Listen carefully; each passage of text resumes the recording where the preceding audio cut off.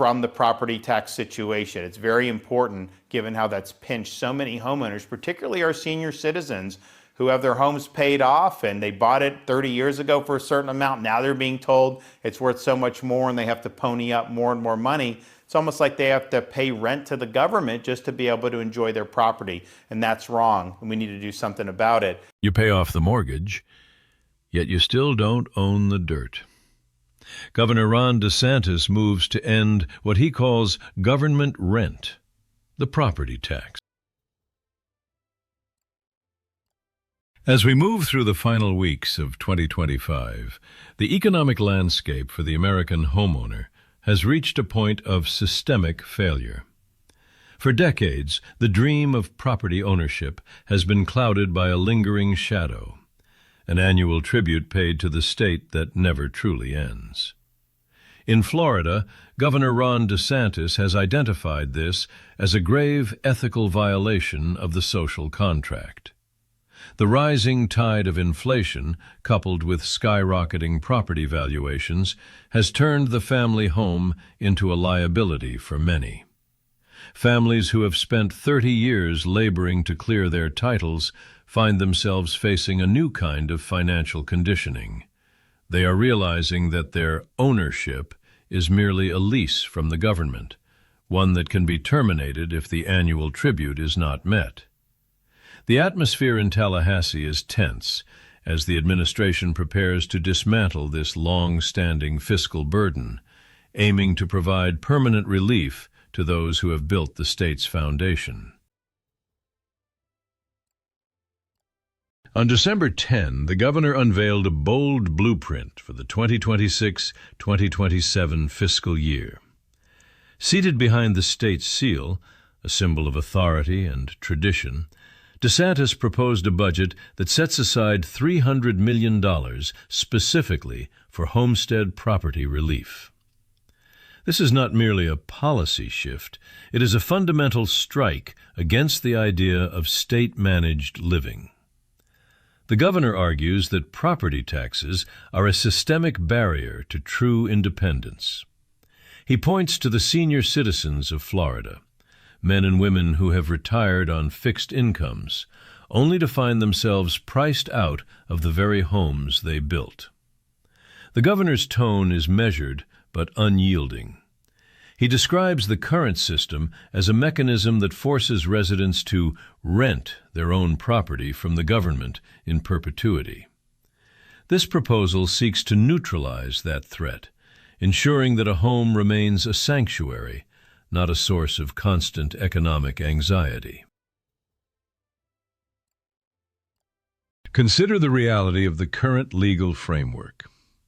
If a homeowner, perhaps an elderly widow or a struggling young family, fails to meet their tax obligations for even a single year, the consequences are irreversible. The state possesses the power of legal forfeiture, a mechanism that can strip a citizen of an asset worth hundreds of thousands of dollars over a debt that is a mere fraction of that value. Critics of the current system describe this as a scandalous overreach. The public sentiment is shifting toward an intense opposition to these practices. In online forums and community halls across the state, the message is clear. Here, son, inherit this yearly debt is no longer an acceptable legacy. The fear of losing one's home to a systemic failure of the tax code is driving a populist movement that DeSantis is now leading. He is positioning himself as a shield for the private citizen against the administrative state's appetite for revenue. However, the path to absolute ownership is fraught with administrative complexity. Local officials in cities across Florida are sounding the alarm, warning of a potential 38% revenue loss. These funds currently support the men and women in uniform, the police and fire departments that provide our essential security. Education budgets also hang in the balance. The challenge for the DeSantis administration is to find a way to neutralize the tax burden on citizens without compromising the safety and stability of our communities. Some suggest a shift toward consumption-based taxes, while others call for a radical reduction in government spending. The debate has sparked calls for a special legislative session to address these concerns. It is a high-stakes investigation into the very nature of how a state should function. Can we have both protected private property and robust public services? The eyes of the nation are on Florida as it attempts to solve this age-old puzzle. This movement in Florida is not an isolated event. It is part of a broader patriotic awakening that is sweeping the United States. As the MAGA-aligned agenda gains momentum heading into 2026, the concept of economic sovereignty is becoming a central pillar of the traditionalist platform. The idea is simple. If you cannot truly own your land, you are not truly free. Supporters of the governor's plan see this as a return to foundational principles. They believe that the government should exist to protect the property of its citizens, not to hold it as collateral for its own expansion. The support for this initiative is overwhelming among those who value traditional American independence. They see DeSantis as a leader who is willing to engage in a calculated strike against the bureaucratic status quo. This is an investigation into the soul of the American dream, and whether that dream can survive an era of endless taxation and government overreach. If Florida succeeds in this radical restructuring, it could serve as a blueprint for the entire country.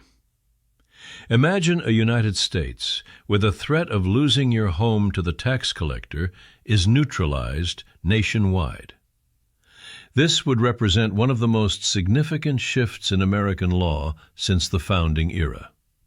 It aligns perfectly with the national effort to dismantle the ideology of the administrative state.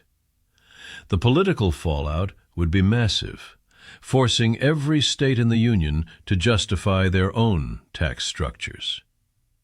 We are witnessing a pivotal moment in our history. The governor's office has become a laboratory for liberty, testing the limits of how much freedom a state can actually return to its people. As we look toward the future, the question remains, will other leaders have the courage to follow?